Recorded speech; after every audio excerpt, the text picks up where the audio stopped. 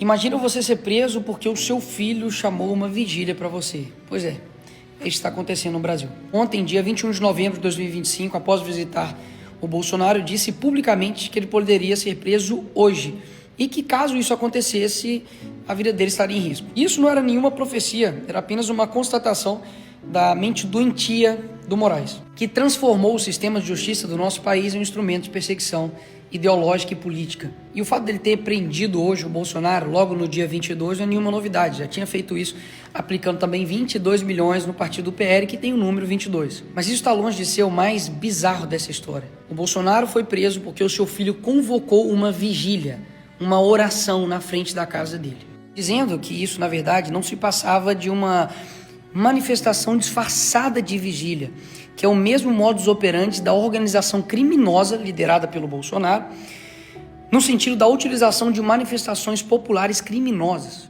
Peraí, então quer dizer que toda manifestação que foi convocada pelo Bolsonaro eram manifestações criminosas. Tirando o dia 8, que foi uma baderna, coisa que a esquerda também já fez a vida inteira e nunca foi responsabilizada por isso, me fala algum outro evento da direita, manifestação, convocação de vigília, ali na frente do STF, na Praça dos Três Poderes, ou em São Paulo, Rio de Janeiro, que teve uma janela quebrada. Zero. E Moraes continua dizendo que essa vigília indica uma alta possibilidade de tentativa de fuga. Que o Brasil virou filme agora? Bolsonaro ia vestir de Brasil, ia colocar uma máscara, ia sair no meio do povo, já que estava todo mundo igual. Ou virou o quê? La Casa de Papel? E o pior, eles estão usando que a tentativa do Bolsonaro de tirar a tornozeleira eletrônica era para ele poder fugir, no meio da manifestação. Aí eu tenho duas perguntas para você. O evento estava marcado para as 19 horas do dia 22. Quem em sã consciência que quer usar uma vigília para poder fugir, tira a tornozeleira 17 horas antes? Quem? E o mais importante, que enterra de vez essa narrativa de que a prisão dele foi decretada no dia 21/11, ou seja, o que aconteceu depois da tornozeleira, tentou tirar ou não, não importa, a prisão já estava decretada no próprio dia 21. E não é de hoje que o Alexandre de Moraes tenta criar essa narrativa de que tudo que a direita faz é para poder corroborar com uma organização criminosa na qual o Bolsonaro é o mandante. Ano passado, ele fez busca e apreensão em um padre.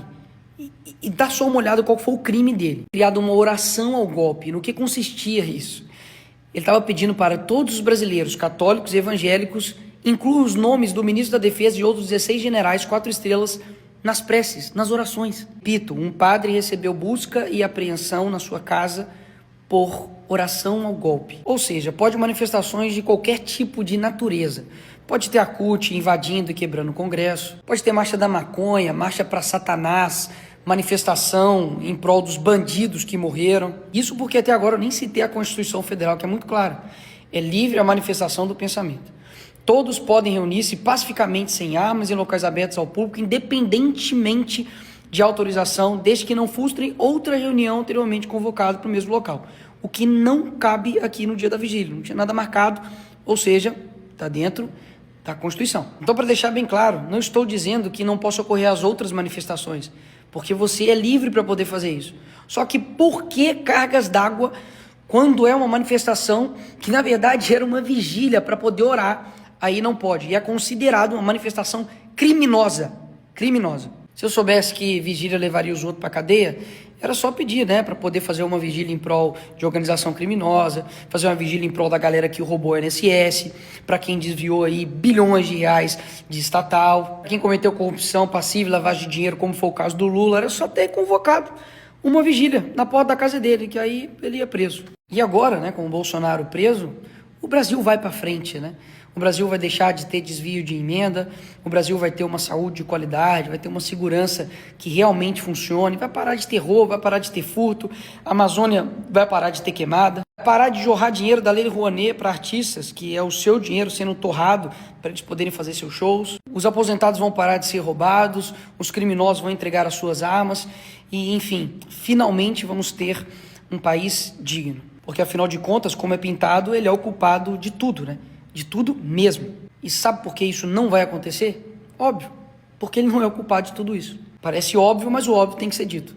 É impressionante que você não precisa gostar dele, você não precisa ter votado nele, mas perceber que há uma atividade incessante, 24/7, contra ele, é ignorar a realidade. Não existiu uma outra pessoa que foi tão perseguida, não somente pela mídia, mas principalmente pelo sistema judiciário, que virou um sistema político, para poder calar esse cara, censurar, para prender seus aliados, para poder fazer com que ele não esteja na corrida eleitoral. Ou vocês esqueceram que durante anos colocaram a culpa nele da morte da Marielle? Colocaram cartão de vacina, baleia, joias, tudo foi pro ralo. Então a prisão do Bolsonaro não é um ato jurídico, é um sintoma de um problema muito mais grave. Quando o Estado ele passa a operar por pretextos técnicos, você não está vendo justiça. Você está vendo a instalação progressiva de um regime de exceção, exatamente como é colocado nos manuais aí de tirania.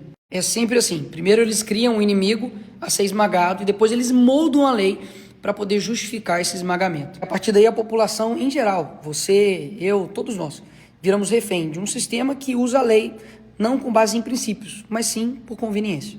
Então não se trata de defender o Bolsonaro apenas. Isso na verdade é a ingenuidade de um povo que só percebe o que está acontecendo quando a porta deles de fato é arrombada. Então o que está em jogo aqui não é um político. O que está em jogo é a fronteira entre a civilização e a tirania. E quando o Estado decide que pode tudo, até mesmo modificar a lei para poder perseguir seus desafetos políticos, você já está dentro da tirania, mas ainda não percebeu. E eu sei que o sentimento é de tristeza e revolta, mas eu preciso te lembrar do slogan do Bolsonaro durante muito tempo, que foi Brasil acima de tudo e Deus acima de todos. É Deus que vai fazer com que a gente não retroceda nenhum milímetro e que a gente persista. Do fundo do meu coração, eu não vou desistir do nosso país. Eu peço também para que você faça o mesmo. Não sei o que vai acontecer daqui para frente, mas uma coisa é certa. Se a gente está aqui nesse momento, é porque tem algo que só a gente precisa fazer.